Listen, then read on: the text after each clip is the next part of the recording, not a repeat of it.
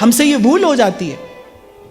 तभी कल मैंने आपको कहा, आज मैं पुनः कह रहा हूं, अगर उपवास करना हो तो सप्ताह में एक दिन अपने मोबाइल फोन से दूर रहिए, ये उपवास करिए।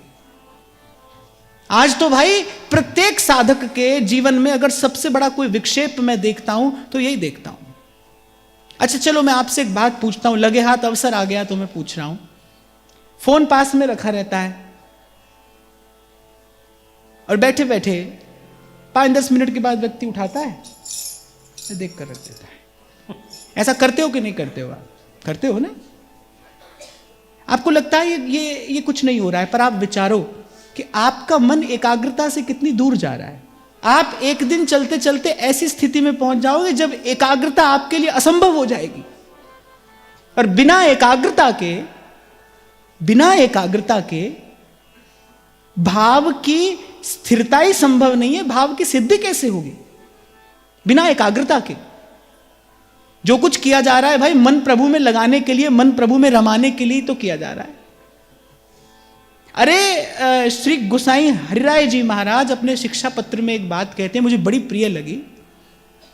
आज भी जो आचार्य की परिपाटी से वैष्णव सेवा करते हैं वो ये बात जानते हैं कि जब प्रभु की सेवा में जाया जाता है ना, मान लीजिए आप अवनिया सिद्ध कर रहे हैं, आप वस्त्र सिद्ध कर रहे हैं, आप प्रभु की माला जी सिद्ध कर रहे हैं, आप यदि ऐसी भी कोई सेवा कर रहे हैं ना तो उसमें बोलिए नहीं।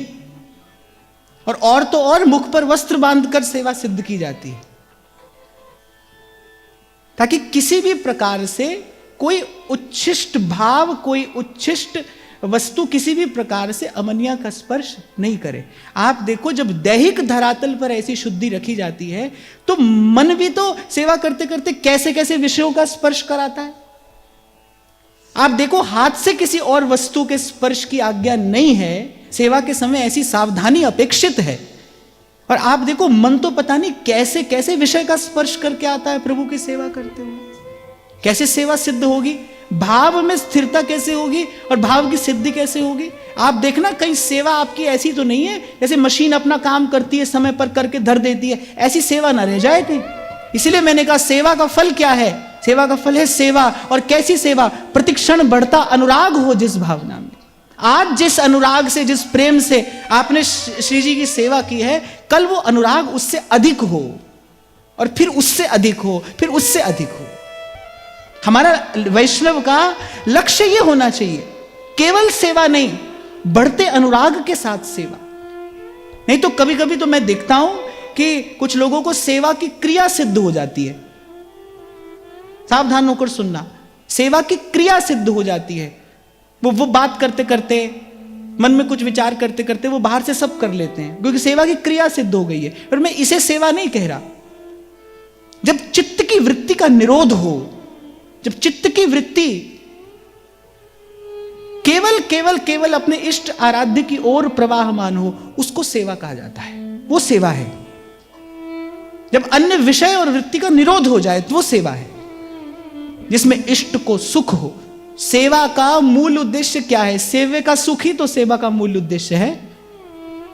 आप जितना भी श्री मंदिर में दर्शन करते हैं, आप देखो ये जितना सब रस वैभव आप देख रहे हैं, इसके मूल में क्या है? इसके मूल में है भाई हमारे श्री जी बाबा को सुख हो, बस। और तो कोई उद्देश्य नहीं, कोई लक्ष्य नहीं, केवल प्रभु का सुख ही तो सेवा का उद्देश्य है। तो कभी कभी क्या होता है, सत्संग के अभाव में हम यहां वहां से कोई बात देख सीख पढ़ लेते हैं, लेकिन वो भाव आरंभ तो होता है लेकिन अपनी पूर्णता की ओर अग्रसर नहीं हो पाता।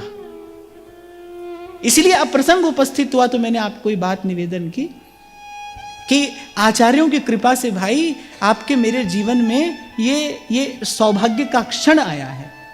मैं फिर से गाऊंगा, ये तन धर बहुरो नहीं पइए, वल्लभ भेष मुरारी,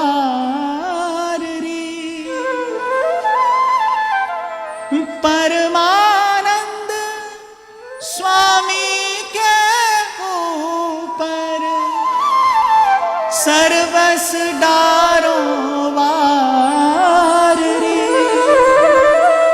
सर्वस डारो वार रे। ये पता नहीं कैसे ये बानक बन गया, कैसे ये संयोग बन गया। जिन्होंने जाना इस मर्म को, इस सत्य को, वो कहते हैं ये तन धर बहुरो नहीं पहिए, वल्लभ भेष मुरारी। और परमानंद स्वामी के ऊपर सर्वस डारो।